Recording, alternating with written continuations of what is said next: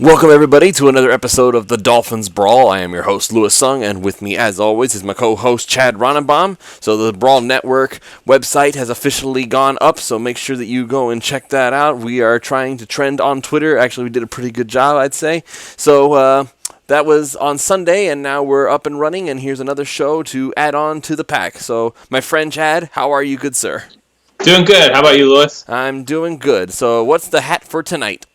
Oh, it's a local high school hat tonight. Sorry, disappoint. No. I should start wearing Dolphins hats, actually.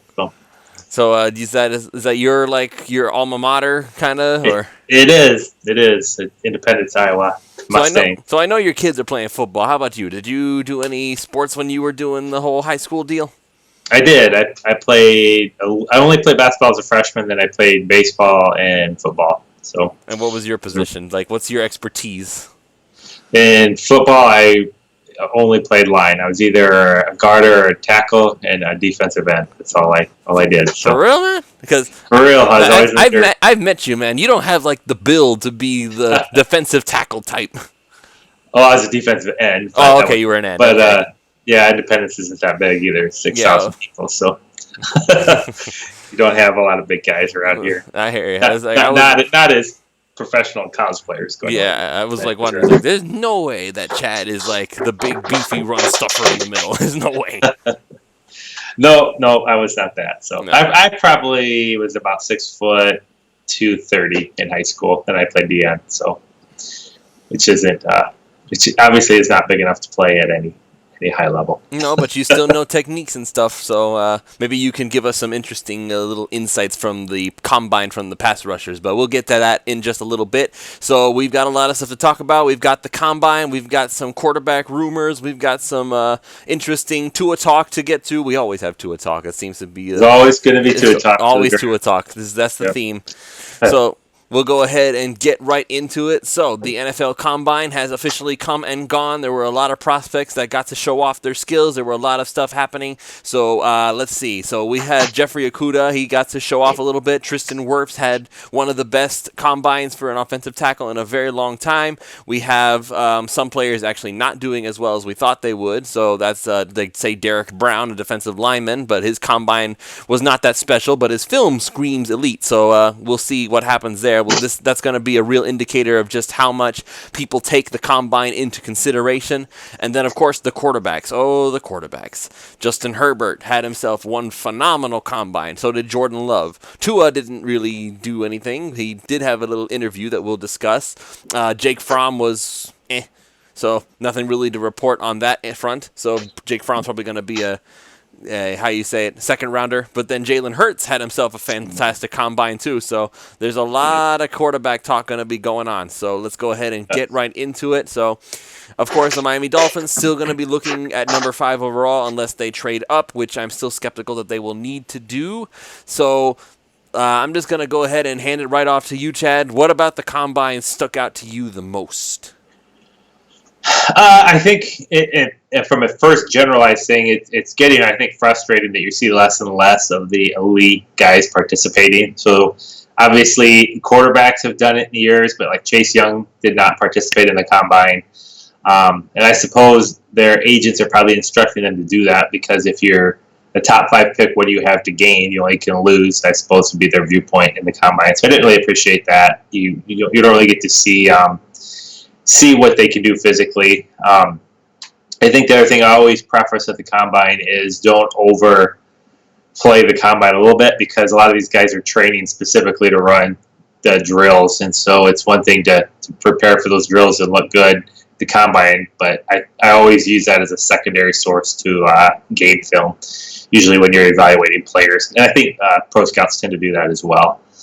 This combine in particular, definitely some winners and losers. I think this combine helped the Dolphins. If you're pro Tua, it definitely helped the Dolphins. And I would say real quickly, the biggest disappointment for me being in Iowa was Epineza, the defensive end from Iowa. Epineza had a slower 40 time, which will probably impact where he'll go. He'll probably drop a little bit. He was probably projecting around top 15 to 20, and he may slide into the back of the first round now. I still think he'll be a first round choice, but He definitely will slide a little bit. I want to say he ran a 4.7. I don't have it in front of me, Lewis, but he ran a little bit of a slower 40 time for a D end. But on the positive side, Tristan Wirfs, the offensive tackle from Iowa, had a phenomenal combine and even broke some records. And he may have moved up to the number one tackle/guard in this draft. So that was positive on the Iowa note.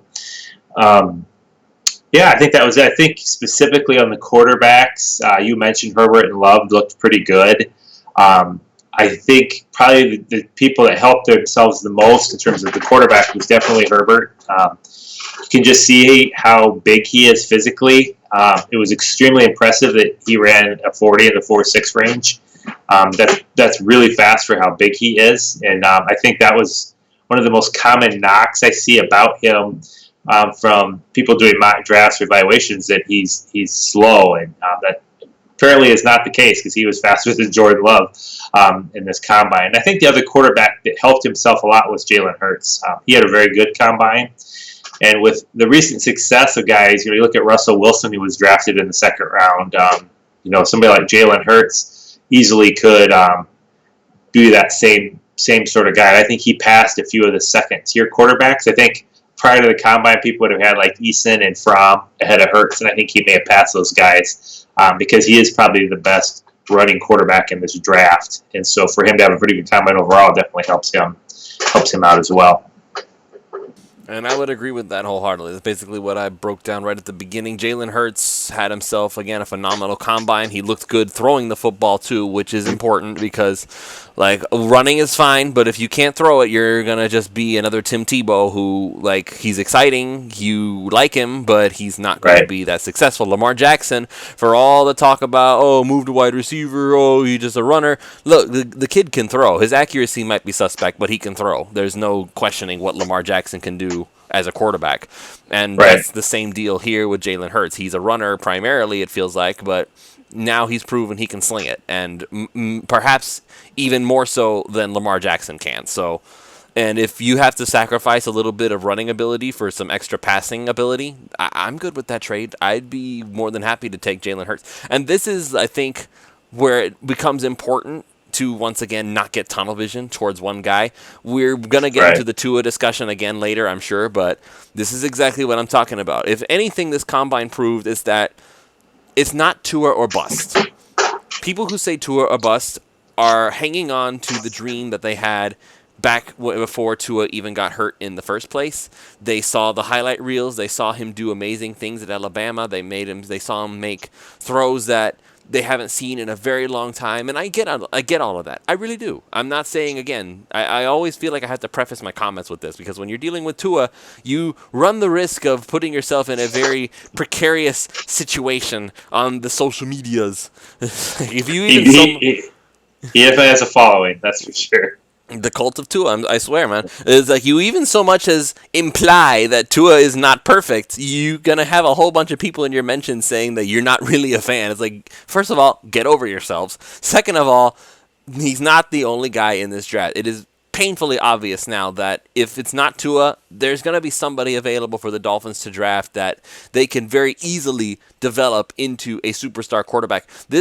We had, back in 2019, when the season started, everybody had been saying for such a long time that 2020 was going to be a loaded draft class. And while it's not as much as we thought it was, because Jake Fromm and I think what was his name? Jacob Eason, right? Jacob is his first name? Yeah. That's right. So Fromm and Eason didn't turn out to be as good as everybody was thinking they would. But doggone it, man. Justin Herbert, Tua, and of course now you have Joe Burrow, and you have Jordan Love, who everybody keeps saying Patrick Mahomes. I feel like you can't keep comparing the man to Patrick Mahomes if there isn't potential to be Patrick Mahomes. Otherwise, find somebody else. Don't compare people to Patrick Mahomes. Exactly, but that's what I'm saying. So, so if not Patrick Mahomes, then who should we compare Jordan Love to, would you say? Just out of the blue. If you're asking me, I think the quarterback, and let me be very clear, this is on skill set and where he's at coming out of the college level, is I would compare him to Colin Kaepernick. That's who I see a lot of traits in the NFL. So I see a lean, mobile, not, we're not talking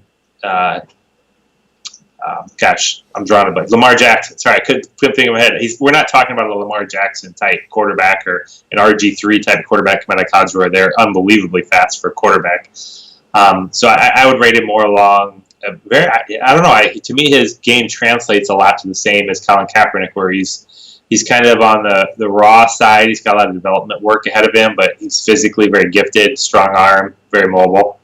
The Mahomes thing is that's the NFL. It's always trending. Who's succeeding at the NFL level? And anybody who watched playoffs or Super Bowl, even if that's all you watch, can realize that the stuff that Mahomes does is to say there's another guy like that coming out right now would be no. There's not. If there was a Mahomes, he would be drafted number 1 overall. So I don't see it. But I'm not to take anything away from Jordan Love. I like his arm, Lewis. I like his release. I like his pocket mechanics. I don't like that he threw a lot of interceptions at a small college. So he didn't play a lot of high-end competition. So you would expect him to perform better. And so you're basically looking at a guy who's very gifted but hasn't done a lot on the football field and would definitely be a project at the NFL level. And I would agree with that too. Okay, so Colin Kaepernick, fine. That's but if Kaepernick is like his floor, then quite frankly, that's not too bad, honestly. Because it'd probably be him or Herbert, where you're talking about the highest ceiling in terms of sheer talent amongst those guys. But I don't know how important talent and ceilings are when you talk about quarterbacks.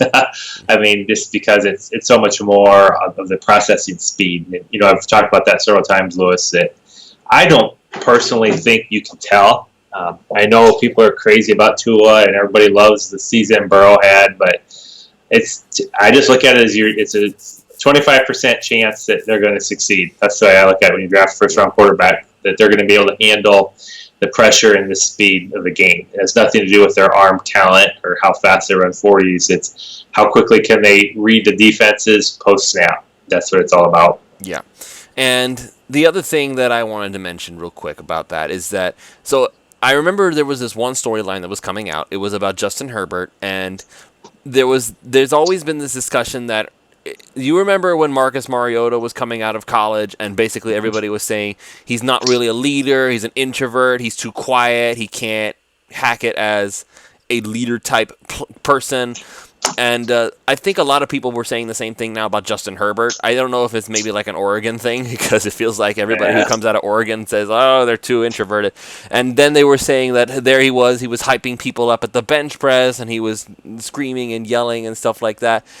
And I don't know, because it's hard to deal with this sort of thing, because is this Justin Herbert when the cameras are on, or is this Justin Herbert when all the time and he's not just getting noticed doing it?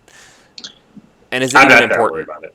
No, I don't believe it's that important. I mean, obviously you can't be like super shy and introverted like crazy, but I don't think it's an issue with Herbert. And I think more than anything, that comes back to your coach, and Flores is a very strong head coach, so I don't feel like the offense is going to struggle if Justin Herbert isn't a take charge enough sort of guy. I'm not really worried about that. Really, my only concern with Herbert is his consistency in terms of how accurately he throws the football. Otherwise, he's the most talented quarterback probably in the draft. I mean, he's big, fast, has a great arm. So, I mean, everything you would want. More talented or more prototypical? Because, again, we have to think about the Tua people here. I think he's more. It depends on how you define talent, of course, but I think he's way more talented than Tua. He's probably. I don't ever remember watching film on Tua where he was a real dangerous runner, running the football. I mean, Tua moved well in the pocket, when he's healthy, but I don't think. My guess would be is prior to the hip injury that Herbert's faster than Tua anyway. So I don't think Tua's really that phenomenal of an athlete when it comes to the quarterback position. What Tua does, I've told this several times to Lewis, but Tua throws a really pretty ball. I love his spiral. Tua has a very nice release, and he has very good, in college, very, very decisive to get the ball out and accurate. So, I mean, Tua has a lot of traits that you really, really like as a quarterback, but I couldn't say. I don't think he has a stronger arm. He's definitely not as big as strong, and I don't think he's as fast as Herbert. If you're talking about that sort of talent. So, all right. So let's since we're talking about this, let's go ahead and touch on that again. So Sure. We already know that Tua is the consensus want for the fan base. You've already broken down why you think Herbert is better and everything. And just to be clear, I'm not saying Herbert's better. I said more talented. You said more talented. He's got more physical talent, yeah, which I don't know how important that is at quarterback, but just so I'm being clear, I'm not saying Herbert's clearly a better quarterback than Tua. Okay. I'm saying he's bigger, stronger, and faster than Tua. All right, so now here's the question. Why do you believe that Herbert, and I'm not saying, because Herbert didn't really change much. Basically, whatever you thought of Herbert in 2018 is what you thought of Herbert in 2019 and what you thought of Herbert now in 2020. And so this is why I'm wondering, because back in 2019, when everybody thought Herbert was coming out, he was the consensus guy and everybody wanted him. And now 2020, he went back to school. He did pretty much the same thing he did before, and now all of a sudden nobody wants him. Like he's awful. Like, what do you think? I don't think that's true. Well, I mean, but you know what I mean. I know what you're saying. Like every time you put this whole take Herbert at 5, every time somebody puts a poll up on Twitter or whatever, we always see what's the result. It's like no. Like no like outweighs yes by a long shot, and I'm just thinking, why? Right. What happened to Herbert that he just fell off a cliff in the eyes of fans? No, I think, if he comes out last year, he's probably top 5, for sure top 10 range for a draft pick. I don't think anything happened. You've got a sample size with Herbert. I don't think he plays on as good a football team. And I do think that's important when you talk about Burrow and Tua, that, look at the skill players Alabama has in the draft right now that Tua had at his disposal. And stats can be very misleading because when you've got guys like, is it Judy and Ruggs? Where those guys were both Alabama, right? And you got guys like that, and you can throw 5-yard passes to those guys, and they take it to the house. Those look like touchdown passes. Well, they are touchdown passes, but it's not that impressive. And when you have the offensive line talent that Alabama and LSU has, and so I don't think Herbert was playing with that. And so I always think it's interesting to say, well, I wonder how Herbert would have done if he played for Alabama or he played for LSU. He'd probably be even more popular. And so I think people attribute wins a lot of times to the quarterback, and that could be dangerous because it's a position that's really, really hard to judge. In my opinion right now, I would put them as even, Herbert, Tua, and Burrow in terms of the likelihood. I'm talking about the statistical likelihood that you're going to succeed at the NFL. I'd put Jordan Love a little bit lower because this is just me personally. I'm a little nervous when it comes at the quarterback position for guys that played at smaller colleges. And so you're looking at talent, but I just think there's a huge leap for Jordan Love in the NFL right now. I love his talent, but that's a lot larger leap than somebody like Burrow or Tua or even Herbert will be facing because they played against a lot bigger colleges and a lot more talented type of players. And so at least they're exposed to a little bit faster game than Jordan Love was comparatively with the majority of the games he played.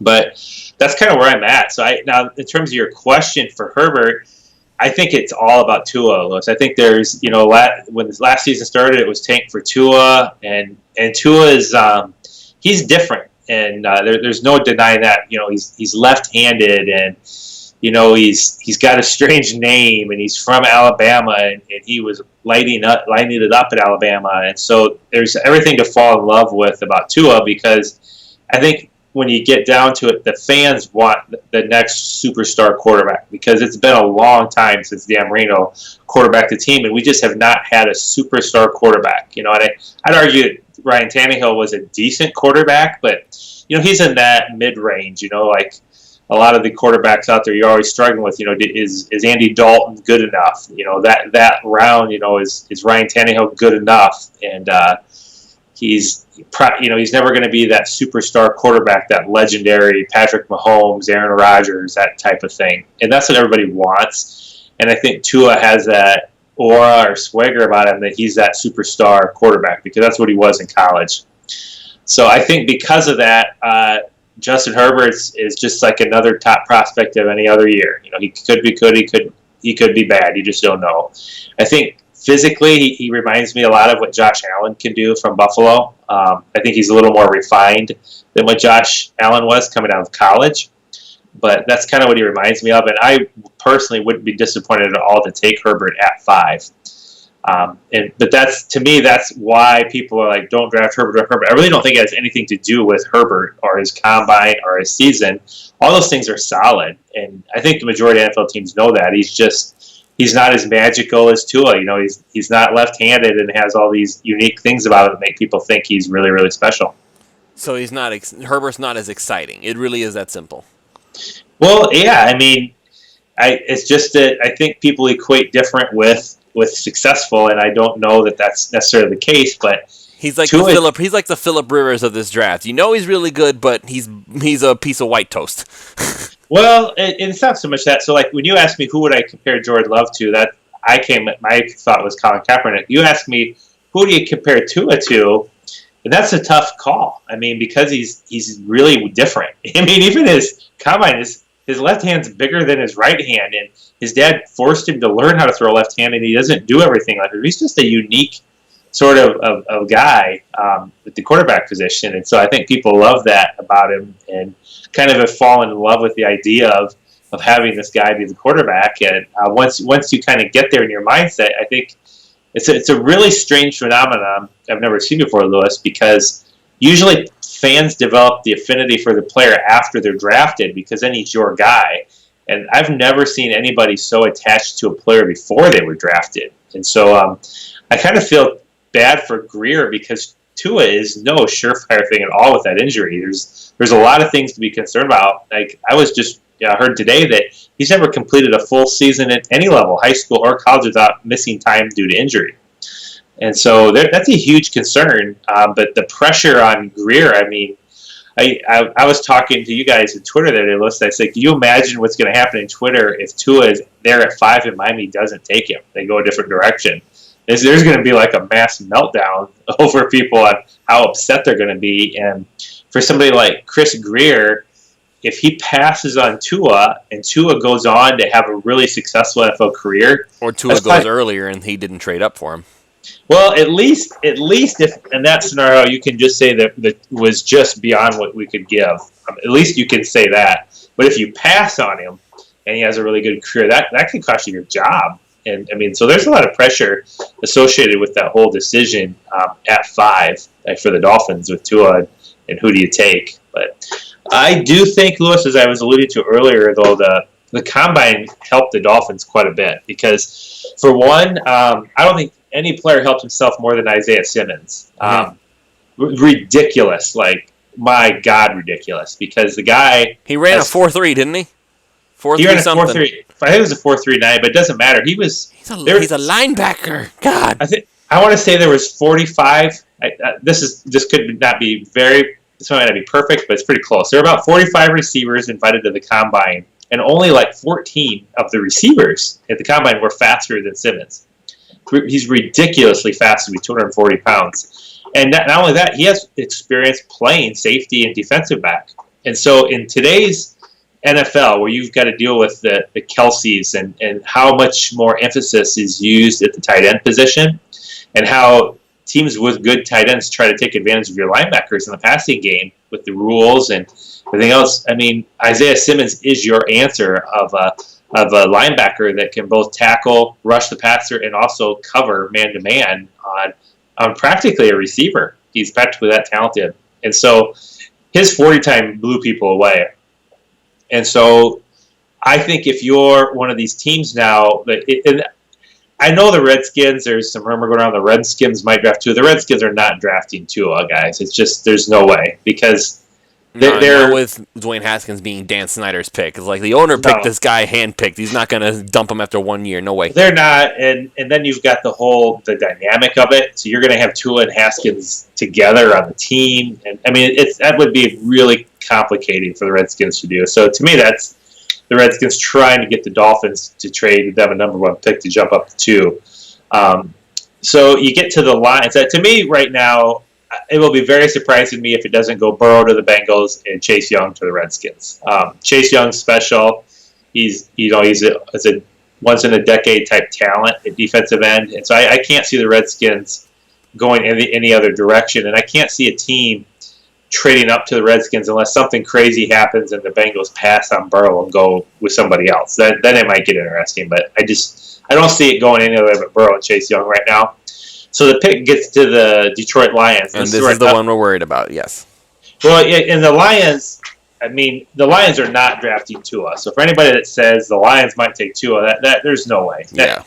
Not unless the owner's mandating they take him, because the coach is, I've tweeted that a few times, he's 9-22. And we discussed it on this show over and over again. Yeah, he's not taking Tua. And so the Lions probably want to trade down and try to get picks in this year's draft. That's an important aspect, because anybody that's coming up to 3, if they happen to be bidding against the Dolphins, they don't have the assets that the Dolphins have even close in this year's draft. So to try to match something or outdo the Dolphins would have to be a number 1 pick next year or something like that. And I don't know how much value a number 1 pick in 2021 has to Matt Patricia, or the GM right now for the Detroit Lions, because if those guys don't make the playoffs and have an ugly year, they're probably being fired. That's the reality for them right now.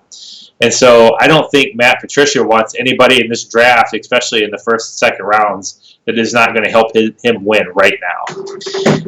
Also, Matt Patricia is a defensive-minded coach, and he needs help on his defense right now. And so when you get to 3 and you're the Detroit Lions, there's 2 players right now that they need, and they're there, and that's Isaiah Simmons and Okudah, the cornerback from Ohio State. They both had good combines. Mm-hmm. I don't see how Detroit can move without getting one of those 2 players. And so to me, why that's beneficial to the Dolphins is the only team that the Lions can feel very comfortable trading with would be the Dolphins, maybe the Chargers. But the further back they slide, those players start to come off the board. Because after what Isaiah Simmons did and where Okudah's at relative to the other corners, those guys are going. I would say they'll be gone by 5. Like if there was suddenly like Tua went 3rd and Herbert, even if it didn't, Herbert went and you get to the Dolphins and Isaiah Simmons there, they're probably just going to take Isaiah Simmons. I wouldn't mind in the slightest. Like Isaiah Simmons and that defense, that would like fix.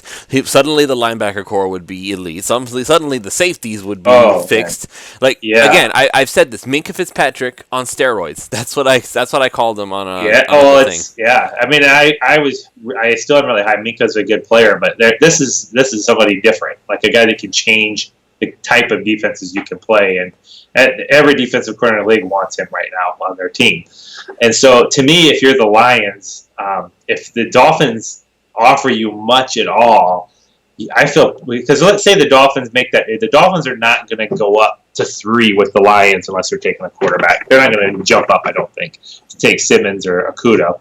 So if you're the Lions and you want one of those 2 players, you can feel pretty comfortable trading down to 5 with Miami. And so that'll become where the situation for Detroit's important, because they might get offered more from another team that's behind Miami, but either one of those players directly impacts Matt Patricia's season right now. He needs both those guys, either one of them, to add to his defense right now to have a chance to win. And so I don't see him hardly be able to go in another direction, especially after you mentioned the defensive tackle Brown kind of had a lackluster combine. So I don't know who the Lions would take if they drop back that's going to help them a lot, because once you get past the first 5 picks, it starts to shift to the offensive line. Is where the talent's at. And, I mean, obviously they could draft linemen, but I don't know how much is one offensive lineman going to help the Lions this year versus one of those impactful blue-chip defensive players. So I think Simmons and Okudah having a good combine makes it much more difficult for the Lions to not want to secure one of those players. The Giants, on the other hand, could still trade back, but I think with the other thing that helped Miami in this combine was how well Herbert played. Because this is my opinion, Lewis. You can quote this on me over and over, and we'll see how, if anybody's coming up in the draft, if somebody's going to trade up, they're coming up for Herbert. That's my belief. I don't believe teams are moving up for Tua right now. Or I can't think of a feasible scenario where a team's coming up for Tua. Because it would have to either be, realistically, have to be the Chargers, Panthers, or Colts. If it's anybody else, from how far back they would have to come up, would take a tremendous amount to trade up. And I just don't see anybody giving up like 2 first-round picks from further back to come up to get a guy who's a big injury risk right now with Tua. And so I think the teams right now, they're more interested. Like let's say it's the San Diego Chargers. We'll see what they do in free agency here, but Tua, I just don't think even himself wants to play this year. I think he just wants to sit this year out, focus on rehab and learning the offense. The only quarterback really in this draft I think you can draft and start immediately is Herbert. And so that makes him very appealing to some of these teams, especially a team like the Chargers who need a quarterback because they don't have one right now. They really want a guy like Herbert right now. And that might be who jumps up because they're going to be scared that Miami will take him. So to me, that's much more likely than somebody moving up for Tua. And so that's just kind of my personal opinion. I think a lot of people are reporting that Miami has to move up to secure Tua, and I just don't think that's the case, which you know. I agree with you there too. This is where I say this is what I was saying on the other show that I'm doing now, the Pulse of Fins Nation.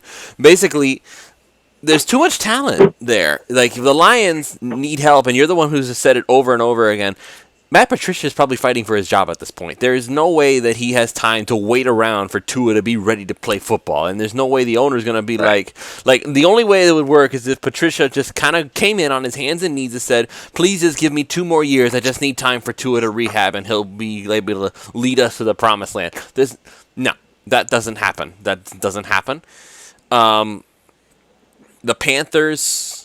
Well, I know that Ron, when he came on with us, he was also saying Carolina's somebody to watch for because of the whole Cam Newton deal. They don't really want Cam anymore. And that's the other thing. Because if they don't want Cam anymore, I guarantee you there's some team out there who's like, oh, no, wait, you don't want Cam? Hell yeah, we'll take him. Absolutely. I think the Panthers are going to stay with Cam. That's my gut feeling right now. I know there's some interest there, but I know you're looking at it from the Miami Dolphins perspective. And so you've got all these people that are desperately want to get Tua, and I'm completely fine if Miami drafts Tua at 5. At 5, at 5, fine, but I'm not giving up draft picks, especially not a first rounder to get. I mean, if they trade like a second, a realistic trade, they trade a second round pick, and do a jump up with the Lions to 3, then I'm okay with that, but. You don't have to trade up multiple first-round picks. And I'm not giving up any first-round picks. There's no way. I said this before. There's a reason these players end up getting calls from the commissioner, and he gets to take their pictures and with them and everything.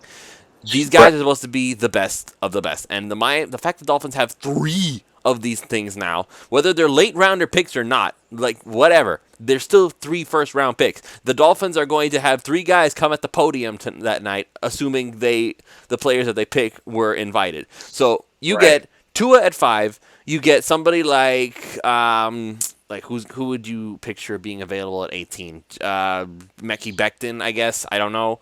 I don't know the names. I don't know. And that's And that's what Miami needs one of those. There's maybe Andrew Thomas might be more realistic. Becton, at his size and how well his combine went, I don't know if he'll last that long. But even then, Andrew Thomas, okay, works for me. He'll probably get invited too. And then after that... Oh, yeah, absolutely. I'm okay with that. And then after that, it's like, what, number 26? Like, who at that point is there? A running back, DeAndre Swift? That's who I put for my option. AJ Epinesa.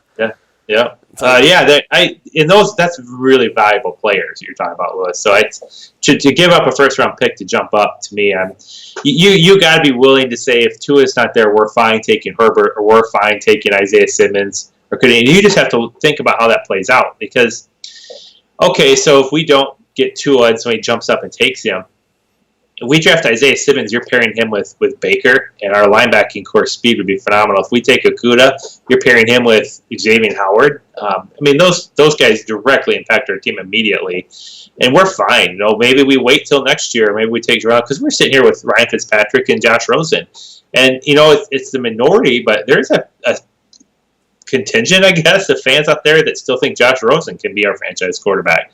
And so I don't know that that's the popular opinion, but it's not a bad position to be in. It's not. So it's really here's a position and this is the beauty of where Miami's at right now, is we're waiting. And so free agency is going to get here. Now put yourself in the shoes. Now you're a Chargers fan, right? And so, what are you thinking right now if you're a Chargers fan? Because Phillip Rivers is gone. Like your quarterback, who's been your quarterback for the last decade 14 or so. years or whatever, he's gone. And so, all you have right now really is Easton Stick. They had that. Who is that quarterback used to be for Buffalo? They had him too. I can't think of his name. Right, he was on the Browns.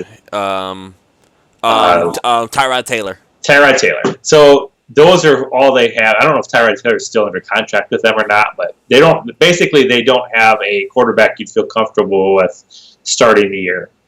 So let's say you're the Chargers. Who are you going to start then at quarterback? And so if your goal is to draft one, how comfortable are you feeling with the Dolphins in front of you right now? Because Miami has 2 other first-round picks this year in the draft, amongst other things. And so if you're the Chargers, are you feeling like you're going to be able to move up in front of Miami to take a quarterback right now? I don't think you would be. You're thinking, there's no way we're going to outbid Miami. So if Miami wants Herbert or Tua, they're going to get him over us. So you can't feel too comfortable. So if you're the Chargers, that makes me think we need to go get our guy in free agency right now. And it just happens to be a really deep free agent class of quarterbacks. So, there's a lot of rumors right now. Brady might be going to the Titans. Well, if Brady goes to the Titans, that means Ryan Tannehill's gone. This is still my prediction is Brady's going to go to the Chargers. And so if they make that move, like let's say the Chargers get Tom Brady or Ryan Tannehill, then it becomes much less likely they're going to use that asset because you don't just lose the 6th round pick. They're going to have to give up whatever it costs to move up to 3 or 4 to get in front of Miami.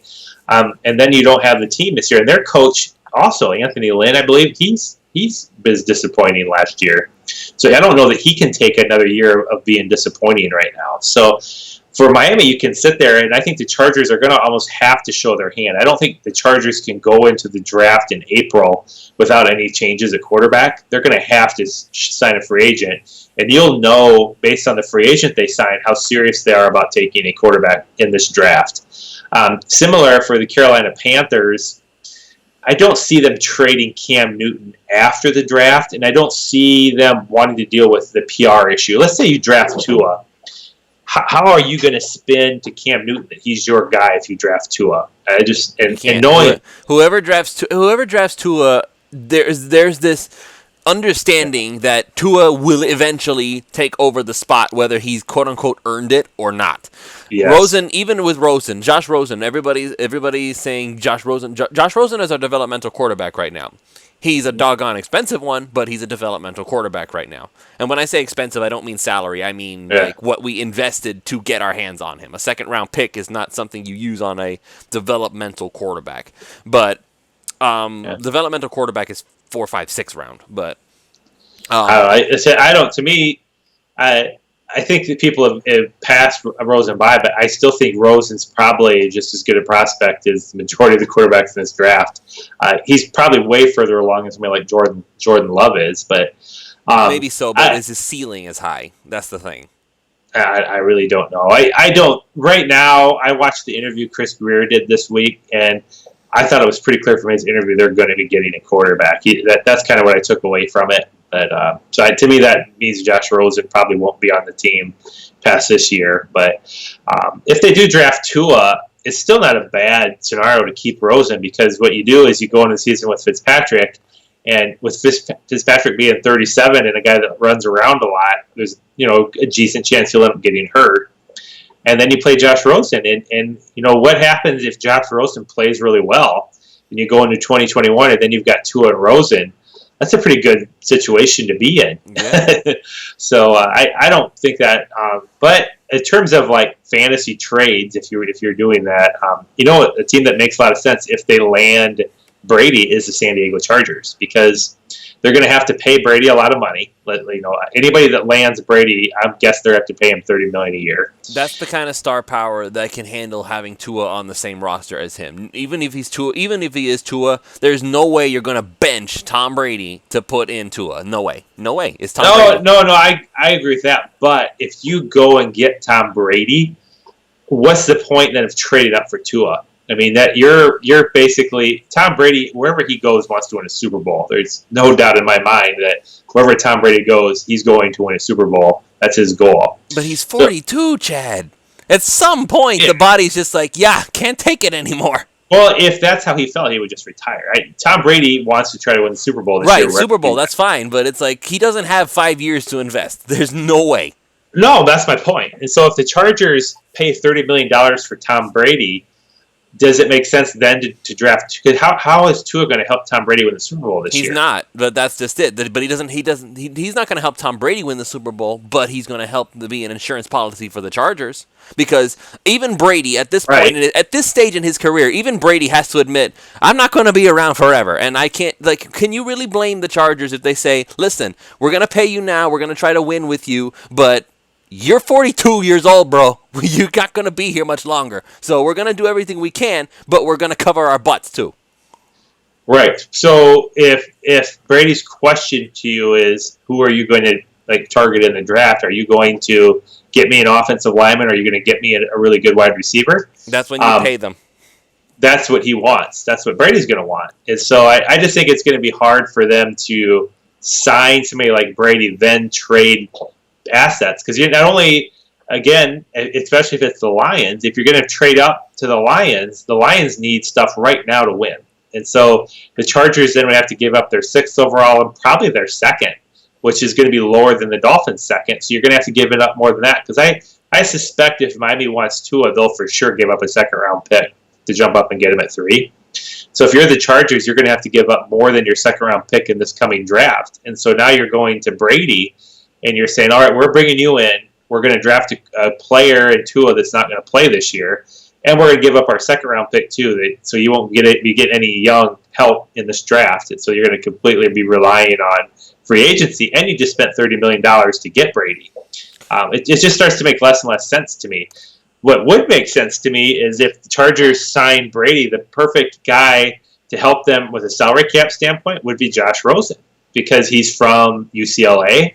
The Chargers are going into LA right now. What a great marketing piece to put out Tom Brady with his backup being Josh Rosen, same sort of quarterback, was a star at UCLA.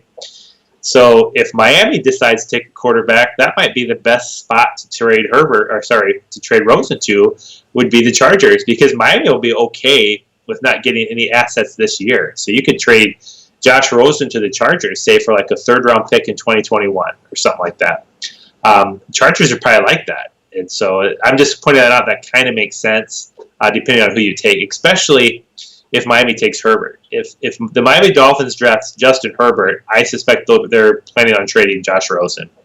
I don't know that they're going to be keeping him, because Josh, I think if you get Justin Herbert, you got to expect on him playing some this season. I don't think over Rosen, correct? Yeah, I agree. Whereas if you get Tua, I think then the idea is we're not even going to worry. Tua's not even going to see the playing field this year. It's going to be Rosen and Fitzpatrick, and that's just how it's going to be. So if we draft Tua, then I suspect we'll keep Rosen. That's kind of my thought process on how that'll play out. Also, I think they would keep Rosen if they drafted Jordan Love as well, because I don't think Jordan Love's going to be ready to see the football field this year unless it's garbage time. And that makes perfect sense to me. The first domino to fall is going to be Brady. Nobody is going to talk to any other quarterbacks until Brady ends up landing somewhere. Because I think some of the stuff thrown out there is kind of ridiculous. I don't think Tom Brady's going to the 49ers. I don't see Tom Brady going. You saw that? He's like, hey Jimmy, I've come for your job again. Woo! I don't think so. I think the Cowboys will try to use him, and I think Brady's too smart, because they're trying to pressure Dak Prescott to sign a more reasonable contract. So It's crazy how Jerry Jones has been talking lately. It's like, we'll do it if it feels right. It's like, what kind of an endorsement is that for Dak Prescott? Holy crap. Yeah, I'm glad I'm not the Cowboys, because it is tough, because Dak Prescott wants to be the highest paid quarterback in the league right now, and he's not the best quarterback in the league. So it's a tough. They're probably end up taking him. We'll see how that plays out. But I'd put Dak as a top 10, but definitely not best. No way. This is, for the Miami Dolphins fans, this is what we were doing the last decade, where, they've paid the money out to these players now, and they don't have the cap space. And so they ran Dak Prescott on his rookie deal for this one last year to fit everybody in. And now he's a free agent. That's what we saw happen with Landry and all these guys, where, they want money, but they don't want to pay him early, so they take that cheap contract one more year. And so you can look at it like, if Dak Prescott had signed for, say, $30 million last year, then that's how much the Cowboys saved by not signing him early. And so if you're Dak Prescott, I can kind of see why he wants more money, because he should have got $30 million last year in his mind. So he doesn't really want to give a very team-friendly deal now after playing on his cheap contract for 4 straight years. That's a different topic, but you're right, Louis, that Tom Brady is the big domino right now. And I honestly, the Titans are suddenly getting interesting. And did you see the I think it was a basketball game that him and Edelman were at? Yes, going around this week? It was outside. Yeah. I think it was a football game. And was it a football game? I think it was, because it was outdoors. I don't know a basketball game that played outdoors, but it's like, so Edelman was there and Brady was there, and who was it? It was Jimmy Fallon. Is that him? No, Jimmy Kimmel. That's his name, Jimmy Kimmel. Oh, sorry. Yes, you're right. Yeah, I was like, there's too many Jimmys. No, I think it was Jimmy Fallon. Jimmy Fallon, Jimmy Kimmel, Jimmy Garoppolo. It's like too many Jimmys. No, it's Jimmy Neutron. Jimmy Fallon. You had it right the first time.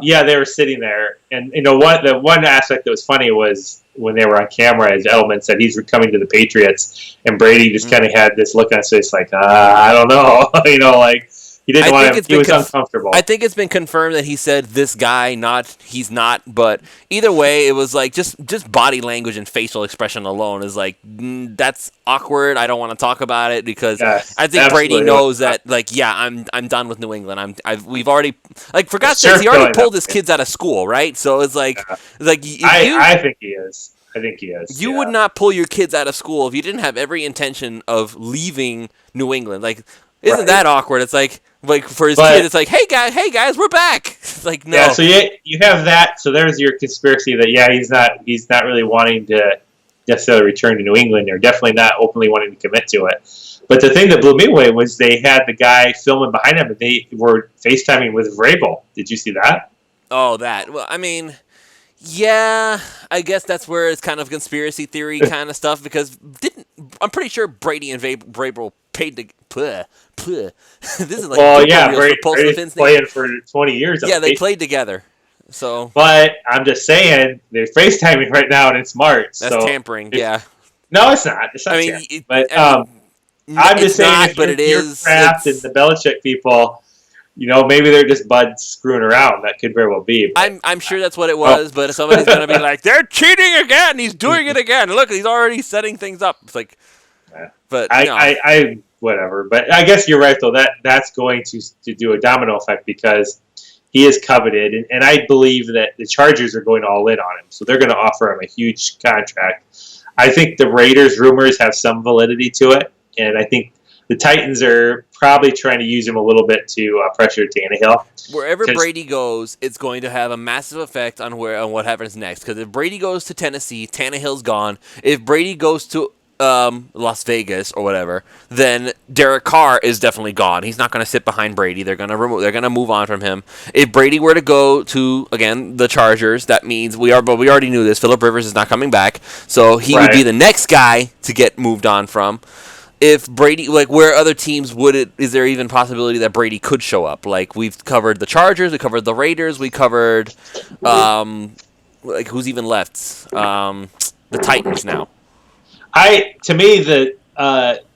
don't think the Raiders are that likely, but I know they're being discussed because they're trying to make a bang for Las Vegas. But I just don't see the Raiders doing that, because they've got Carr under contract, so they're going to have to trade him off probably if they get Brady.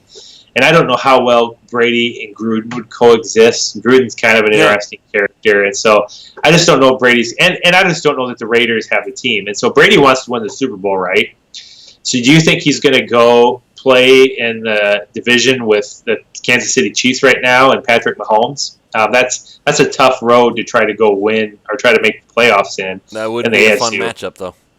Fun, yes, but like I said, that's not with that Raiders team right now and what their needs are.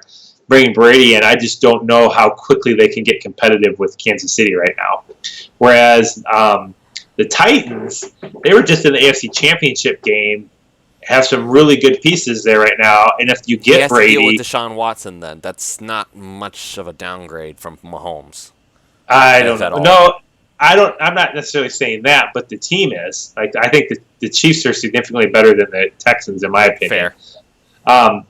But hey, I don't know. I mean, anywhere you go, there's going to be somebody tough you got to deal with in a division. But with that being said, what we want, if you're a quarterback, especially if you're a Tua, if you really want Tua, you want Brady going to the Chargers. Because if he goes to the Raiders, I don't know that David Carr will free up till after the draft. Like, the Raiders aren't necessarily going to be in a hurry to get David Carr traded. Derek. Or sorry, I get. I know both Carr brothers. They're like the Carr brothers.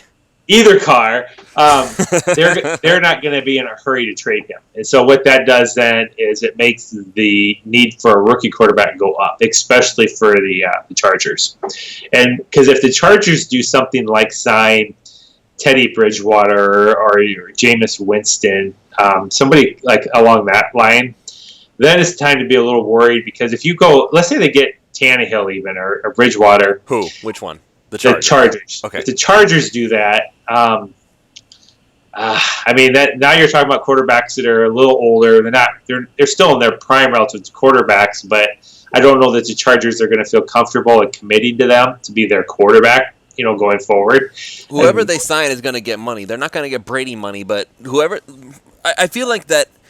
That's the thing about this. That's what makes this offseason so hard to predict, Chad, because no matter who they sign, like, we can say, oh, they signed Marcus Mariota and they give him a decently sized contract. Right. But, yeah, they're not really comfortable with it, and yet they just paid him a ton of cash. That's kind of like the Matt Flynn situation back in Seattle. Like, if Russell Wilson had not lit it up like he did, I'm willing to bet that Matt Flynn would have started the season, not Russell Wilson. Like, the only reason Wilson started was because there was no contest who was the better guy. No, but it's kind of this is an interesting offseason because you have the supply and the demand thing. And so there's going to be a few quarterbacks that are going to be pretty disappointed, I think, over where they would have been a year or two ago. And because I think Brady's going to be the first one. And I think the Colts might be. I just don't see the Colts pursuing Brady that hard, especially after what McDaniels pulled on them just the other year, a year or two ago, when he spurned them and went back to the Patriots. So that might leave a little bit of a bitter taste in the Colts' mouth. Does it really have anything to do with Brady or just McDaniels?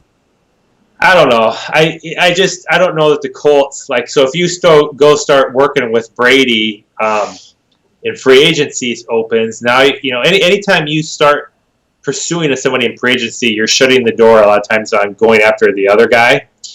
And so I don't know if the Colts are going to feel comfortable enough to go pursue Brady, and then maybe after a week of negotiating with him just say, I think I'm just going to go back to the Patriots. They've been down that road before.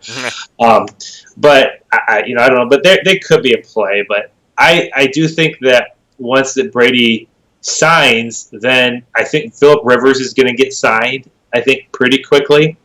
And then Brady, Rivers, and then the rest of the field. Well, and then I think Tannehill will fall into a... I think somebody will give Tannehill a 4-year deal that's pretty good after his last year. And then you got Andy Dalton, who will probably enter into that mix from the Bengals. He'll assuming get traded somewhere. You'll have Marcus Mariota in that mix from the Titans. And so as those guys start to find homes, you got to wonder, guys like Bridgewater and Winston, who haven't had big-time NFL careers really, where are they going to end up? And I think the starting opportunities are going to dry up pretty quickly for those guys because there's not that many open starting spots in the league right now for those players. And so I think Bridgewater and Winston are probably going to have to settle for smaller contracts in that regard and maybe be a backup. But what we don't want is the Chargers bringing in a placeholder type quarterback. We don't want them signing, a guy at the end of the thing. Like I'm really glad they're not going to sign Phillip Rivers because he's your perfect bridge quarterback right now if you're looking for one. And so I think Rivers really is going to go to the Colts because the Colts still have Jacoby Brissett and they don't know what they want to do with him yet. And so I don't think the Colts want to cut Brissett, but they don't want to go this season with just Brissett. And so if let's say the Colts made a run at Tua, well, that doesn't really help them a lot, to trade a bunch of assets to go get Tua. Yeah, once again, he has to sit for a year, and you're still stuck with Brissett. You're right. And so I kind of feel like the Colts are going to try to go after Rivers. I think that talks are probably close and ongoing, but otherwise you may see them try to make a trade for somebody like Newton. I think Irsay likes to go for a big name, so will do that. But I really do think once this free agency period opens, that first few days, there's going to be their teams heavily will be pursuing Brady. I think Rivers will fall into a spot, and then everybody else will start falling into those spots, and that'll be well ahead of when the Dolphins will be drafting in April. And you'll have a lot more insight on who's going to be really willing to go up and chase a quarterback in that draft once the free agency period falls in place. I can't help but wonder if we're overcomplicating things. Like, we're trying to figure out all these weird connections on where guys can land, and here's why, and this is what's going to happen. I think it's so hard. Well, I think the rumors are ridiculous. I think what I like to do is I look at the supply and demand and the players that are available and involved. And so here's the things working in the Dolphins' favor if you want to. One, Justin Herbert just had a really good combine. Two, Isaiah Simmons and Okudah had pretty good combines. So those players are going to be coveted. That makes trading up for Tua not as likely for other teams to do because they're going to want them picks. So teams that are behind the Dolphins become less appealing to trade with for the teams in front of the Dolphins because of those players are going to be probably rated higher on their boards. The other thing working for the Dolphins to a crowd is next year's draft. The Clemson quarterback. I always forget his name. Trevor Lawrence. Trevor Lawrence is going to probably be in next year's draft. And then Justin Fields as well. And whoever else. But you already know there's a superstar name in Trevor Lawrence in next year's draft. So that makes you, maybe if you're a team that has a quarterback, let's say it's the Colts and they pick up Rivers, so you have Rivers and Brissett, you can feel like, you know what, let's maybe next year we'll make a hard run at Trevor Lawrence. You know, we can always do that. It makes you maybe feel a little more comfortable to address quarterback next year if you've got a guy you feel good about starting this year. And so that, again, makes it harder for teams, I think, to trade up because there's some future, superstar college quarterbacks coming into this draft. I would say he's going to be higher rated than an average year. Trevor Lawrence will be. He'll be pretty well pursued. So you throw those things in there, and then you get probably the most crazy free agent quarterbacks available in maybe a decade. I can't think of since Peyton Manning was available where there's been this kind of caliber of quarterbacks. I mean, Phillip Rivers is a really solid quarterback. Well, then, who was, besides Peyton, who was even available in that free agent class? I can't remember anybody besides Peyton. I couldn't even tell you. Like I said, usually you're talking about, look at the contracts that went out to Nick Foles and Kirk Cousins. And these are guys, to me, that aren't any better at all than Ryan Tannehill, for example, and they're getting these $90 million deals. Now we're talking about who would be considered one of the top quarterbacks of all time. Tom Brady is available. You get a quarterback that's been practically a perennial Pro Bowl level quarterback in Phillip Rivers. They're both available. And if you're a team that's close right now, and the best two examples right now to me are the Titans and the Colts, because the Colts have a really good offensive line. Pretty good young team in a winnable division. You bring in a Phillip Rivers or a Tom Brady, you can take a team like the Colts and you're practically a Super Bowl contender with a really good quarterback. Same thing with the Titans. They almost made it this year. You add maybe Phillip Rivers or Tom Brady into that team, they're suddenly a Super Bowl contender. And so those teams are going to pursue those quarterbacks, but this is the first time that's been available where you can pick up a quarterback that can change your team that dramatically. And those just are really good quarterbacks. And I don't want to gloss over what guys like Ryan Tannehill and Andy Dalton, they're both quarterbacks that are pretty good in their primes. They're just not the guy that you would say this is the Super Bowl winner guy. Yeah, I don't know. I mean, it depends what your quarterback situation is right now. But you look at Tampa Bay, they've had Jameis Winston. How much better does Ryan Tannehill make Tampa Bay right now over Jameis Winston, or how much better does Phillip Rivers make Tampa Bay right now? On taking care of the football alone, a lot.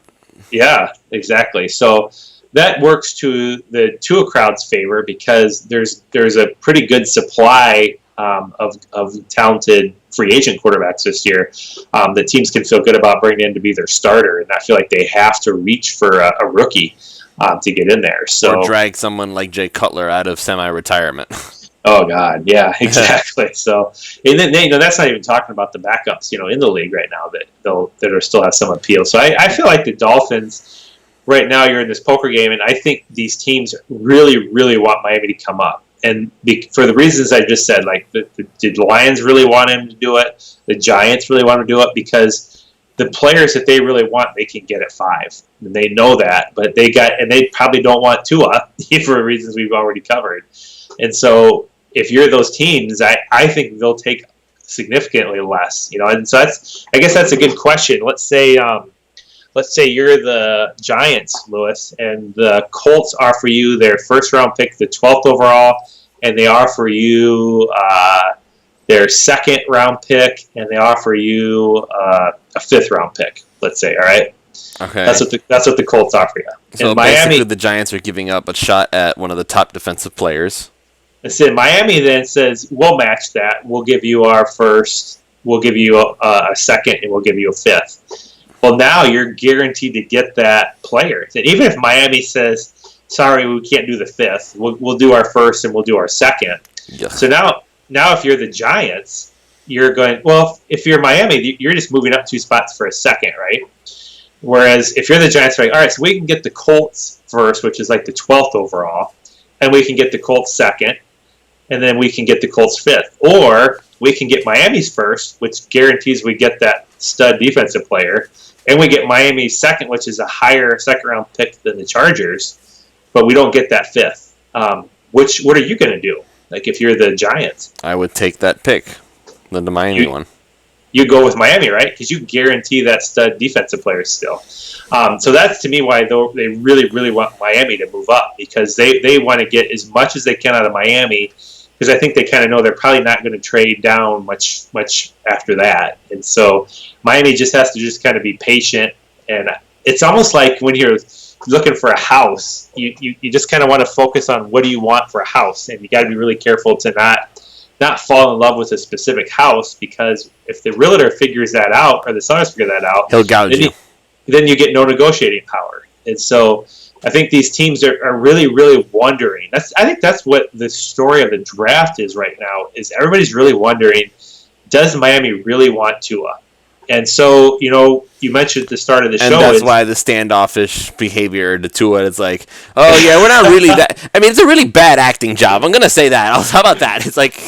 Well, here, I follow the team every day. You follow the team every day. I don't know. I have no idea if Brian Flores and Chris Greer really want Tua. I don't even really know for sure that they want a quarterback. If I were, I think they do, but I really don't know. And so I think that's the beauty of this right now, is these teams, I think, are trying to like bait a little bit and say, well, maybe we'll take Tua. And to me, like the Redskins say, I just started laughing. I'm like, Redskins are not drafting Tua. I mean, it's not happening. But I look at that and I'm just like, I think they're really, really just trying to tell if Miami really wants him, because they really don't know.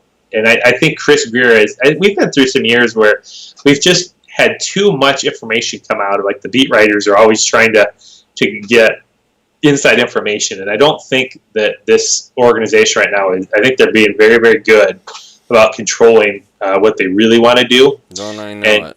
And I do love the interview. And I have to ask you what's your opinion, because was it Armando who reported that? You know who reported the Tua story about how he felt like they were really strange and really standoffish?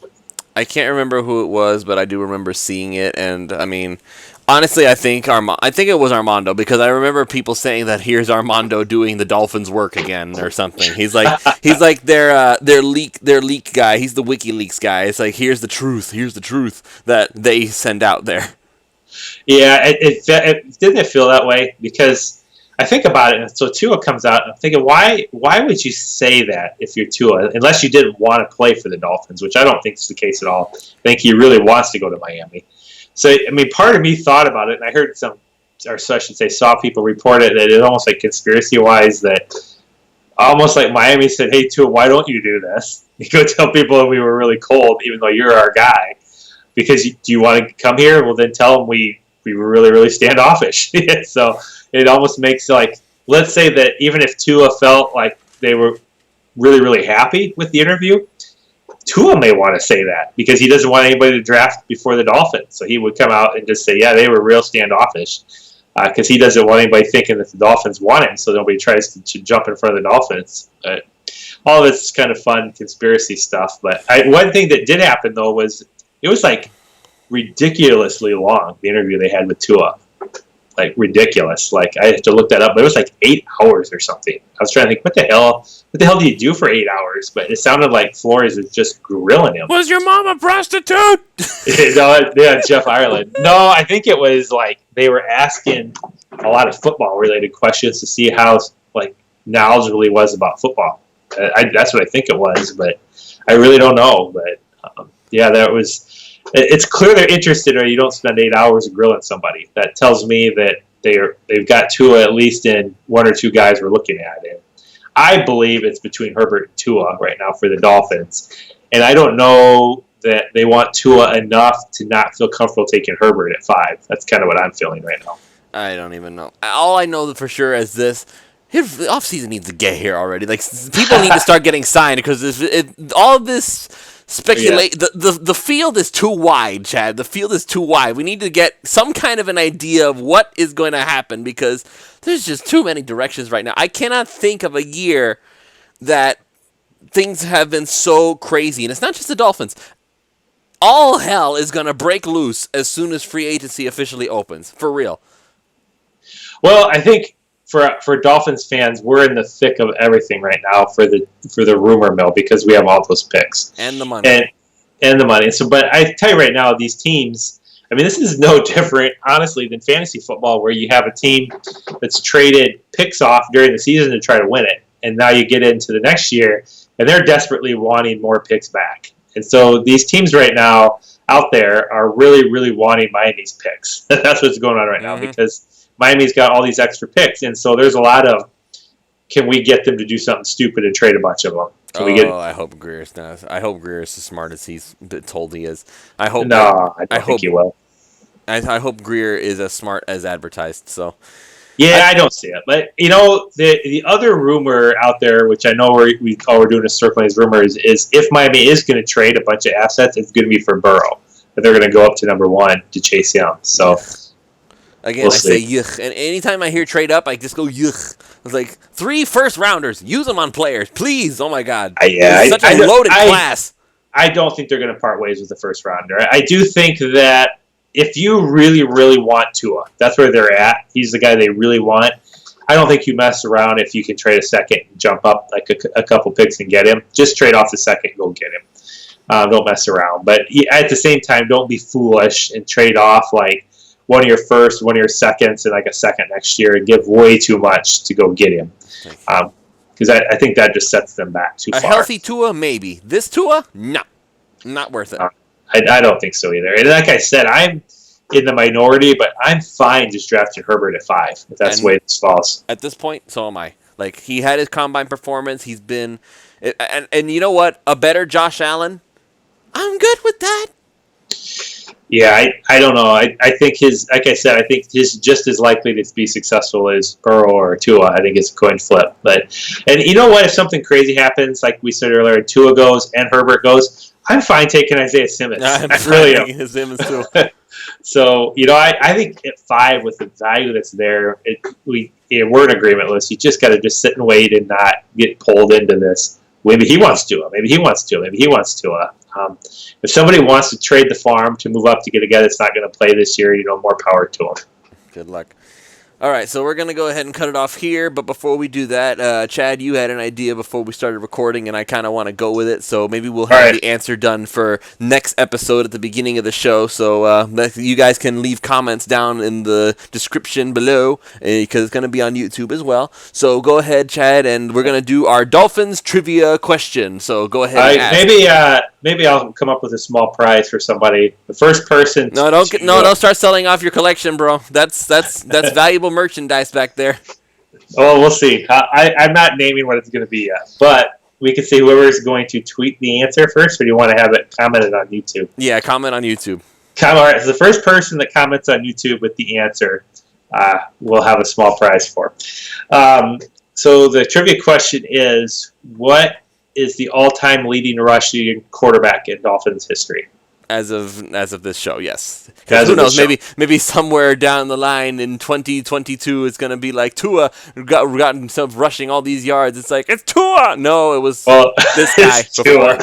Assuming we don't sign like Randall Cunningham or Michael Vick or somebody out of retirement. Who is the all-time leading yardage rushing? Which quarterback in the history of the Miami Dolphins franchise has run for the most yards? All right. So you guys, you know what to do. Go ahead and comment below and see if you can find the answer. No cheating, please. No Googling. It's like, hey, quick, what is it? No. Don't look up Pro Football Reference. Thank you. All right. So thank you all so much for joining us. It was another awesome show. Free agency is right around the corner. It feels like we've been saying that for weeks now. It's finally starting to be true, though. So, oh, my God, when it happens, it's going to be crazy, and I'm here for it. All right. So any last thoughts, Chad, before we sign off? No, I think our next show we'll kind of start to preview the free agent. We'll probably be looking at what players we think the Dolphins are going to target or which players they've been rumored to target, and we'll start to get primers ready for that March 18th. We need to get Ron back in here and do an off-season plan. Like all three of us need to be like, this is what we should do. We'll do it. So right now I'm nervous because the guy I wanted for agency is Conklin, and now the rumor mill is stating he's already got a deal in place with the Jets. That's tampering. Can't do that. Once it's March, it's pretty much out the window. But yeah, we'll see. But that was somebody I really wanted to target was Conklin. So we'll see. Guess we'll see. All right. So thank you all so much for joining us. It's been an awesome show again. So and make sure you go check out the Brawl Network. The site has launched. There's a lot of stuff going on. So be sure to be there for that. All right. So we're gonna go ahead and sign off here. Thank you all so much for listening/watching, and we'll see you all next time.